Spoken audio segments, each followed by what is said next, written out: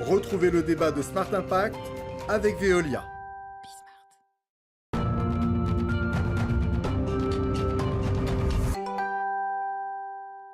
Comment développer une pêche durable? Peut-on faire confiance au label? C'est le thème de notre débat avec Marion Fischer. Bonjour. Bonjour. Bienvenue, vous êtes déléguée générale de France Filière Pêche. Et puis avec nous en visioconférence, Justine Delettre, qui est chef de projet chez Mr Good Fish. Bonjour, est-ce que vous m'entendez bien?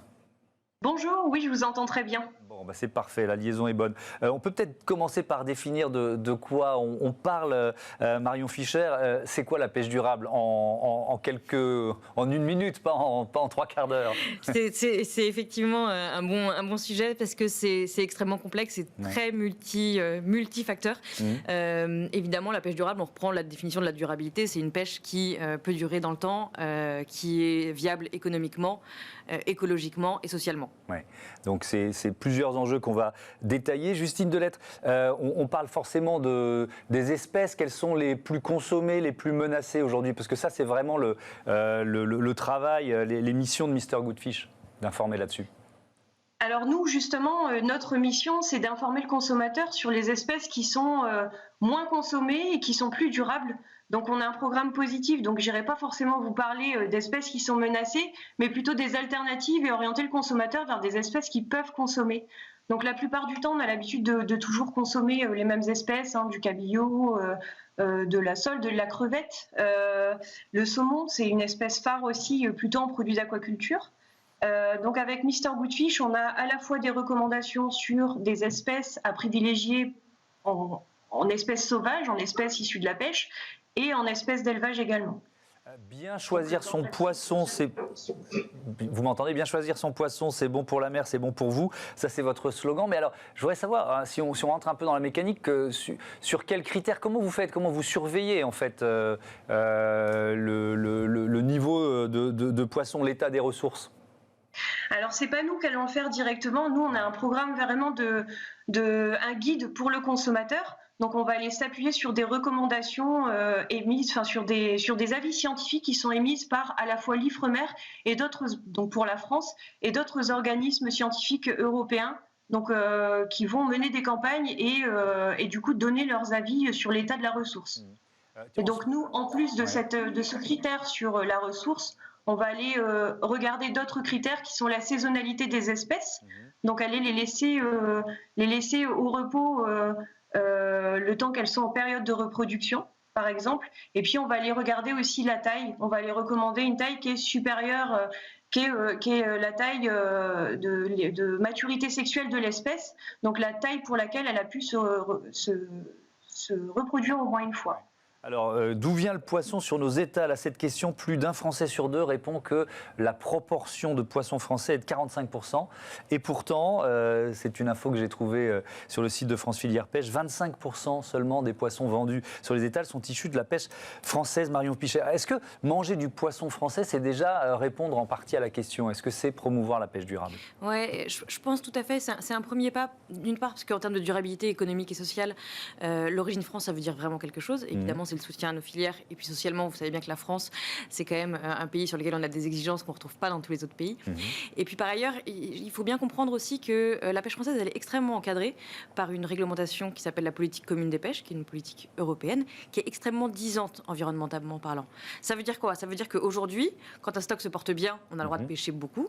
Quand un stock se porte pas bien, on n'a pas le droit de pêcher beaucoup. Donc la réglementation en elle-même, elle ajuste déjà ça. C'est en fonction des évaluations scientifiques tous les ans, parce que les pêcheurs, c'est pas comme ils font des plannings à un an parce qu'ils ont des quotas tous les ans, et tous les ans c'est réajusté.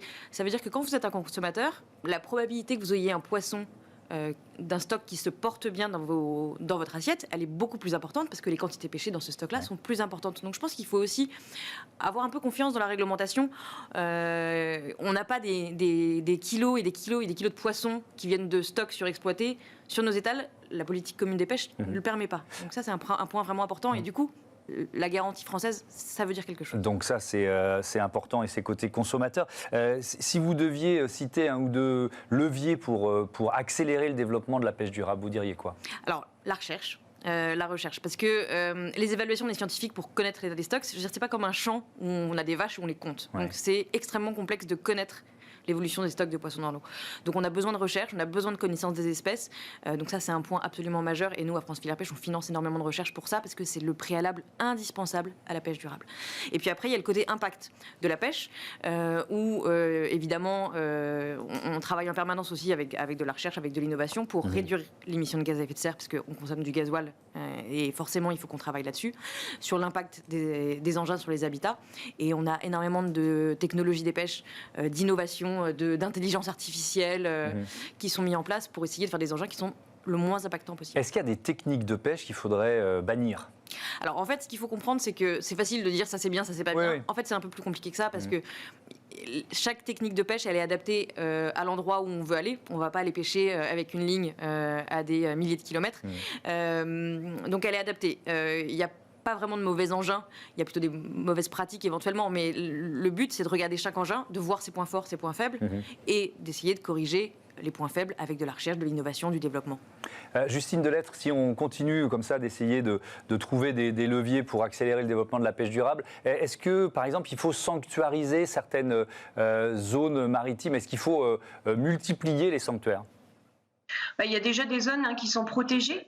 Après, nous, là, actuellement, donc, je vous ai annoncé les 3 critères qui faisaient qu'un poisson était Mr. Goodfish, recommandé par Mr. Goodfish. Là, actuellement, on est dans une phase où on va intégrer les pratiques de pêche à nos recommandations. Donc, comme le disait Marion, tout n'est pas noir, tout n'est pas blanc, c'est toute une nuance. Et c'est des pratiques qui sont adaptées à des espèces et à des milieux.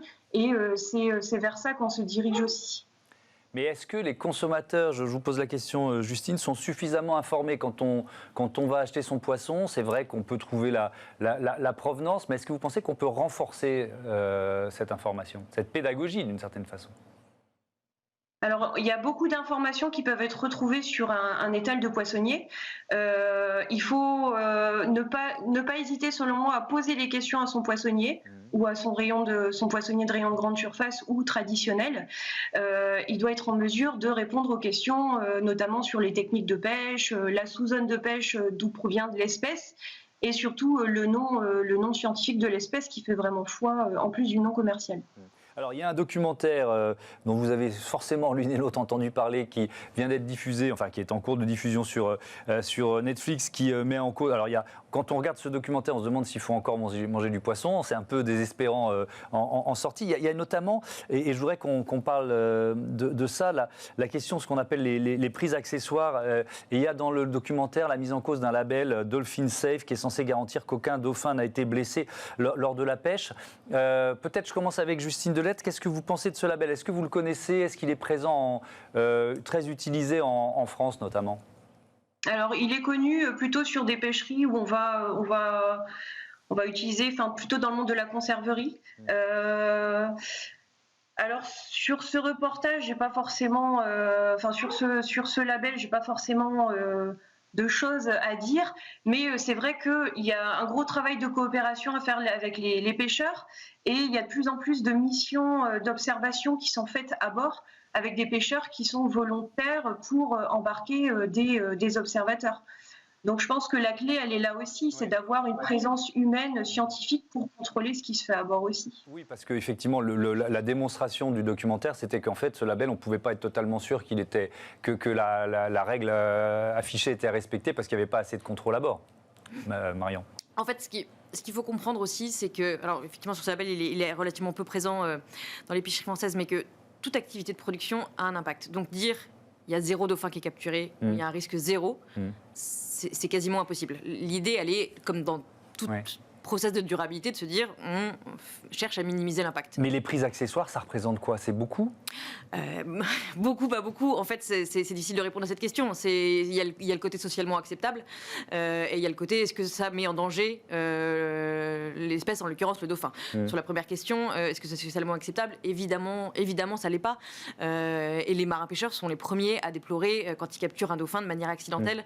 On est loin. Mais c'est vrai pour d'autres espèces. Il n'y a pas que le dauphin qui peut être pêché de manière accessoire. Oui, bien sûr. Après, il y a beaucoup de travaux aussi sur la pédagogie pour comment on relâche les espèces qui sont prises accidentellement vivantes, des questions de manipulation de produits, etc. pour les relâcher. Et le but, c'est surtout de ne pas en capturer.